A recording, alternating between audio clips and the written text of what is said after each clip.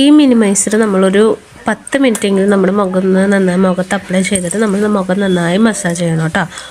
5th step എന്ന് പറയുന്നത് hydro massage ക്രീമാണ് കേട്ടോ. ഇത് മുഖത്തിട്ടിട്ട് നമ്മൾ ആ ഒരു ക്രീം ഫേസിൽ അബ്സോർവ് ആവണ വരെ നമ്മളത് മുഖത്ത് തന്നെ ഇടണം. എന്നിട്ട് അത് ജസ്റ്റ് വൈപ്പ് ചെയ്തെടുക്കുകയാണ് ചെയ്യേണ്ട.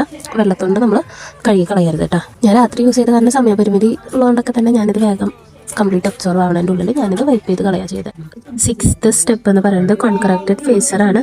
നമ്മൾ ജസ്റ്റ് മുഖത്തൊന്ന് അപ്ലൈ ചെയ്താൽ മതിട്ടോ. ഇതിൻ്റെ മണ്ണൊന്നും അത്ര പോരാ, ബട്ട് ഇതിൻ്റെ ക്വാളിറ്റി വന്നിട്ട് സൂപ്പറായിട്ടുണ്ട്.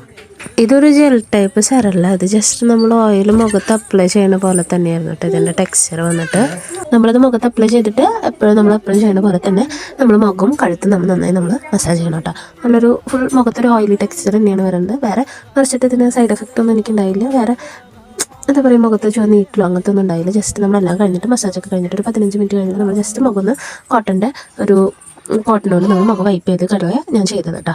7th സ്റ്റെപ്പ് എന്ന് പറയുന്നത് whitening powder peel off mask ആണ് കേട്ടോ. അത് ജസ്റ്റ് നമ്മളൊരു ബൗളിലെടുത്തിട്ട് നമുക്ക് എത്രയാണ് വേണ്ട ആ ക്വാണ്ടിറ്റിയിൽ പൗഡർ എടുത്തിട്ട് നമ്മൾ വെള്ളത്തോണ്ട് മിക്സ് ചെയ്യാണ് ചെയ്യേണ്ടത്. മുഖത്ത് മാത്രമല്ല നമ്മൾ കഴുത്തിലും കൂടെ അപ്ലൈ ചെയ്യണം കേട്ടോ.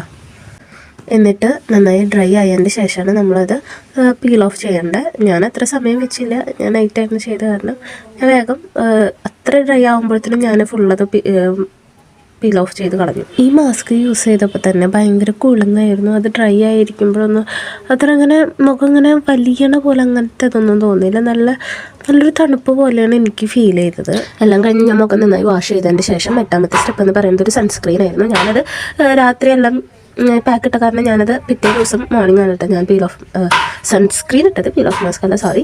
ഞാൻ എൻ്റെ കയ്യിലുള്ളൊരു മോയ്സ്ചറൈസർ തന്നെയാണ് കേട്ടോ അവസാനമായിട്ട് ഇട്ടത്. പിന്നെ ഇതാണ് എൻ്റെ ഫൈനലായിട്ടുള്ള എനിക്ക് കിട്ടിയ ഒരു റിസൾട്ട്. എനിക്ക് മുഖം വെളുക്കല്ല ചെയ്തൊരു ഗ്ലോ കിട്ടി. മുഖത്തെ ടാനും കാര്യങ്ങളൊക്കെ മാറിയിട്ട് ഒരു ഗ്ലോ മുഖത്ത് കിട്ടി. അപ്പോൾ ഈ വീഡിയോ എത്ര ഉള്ളൂ കേട്ടോ. അപ്പോൾ താങ്ക് യു, ടാറ്റാ.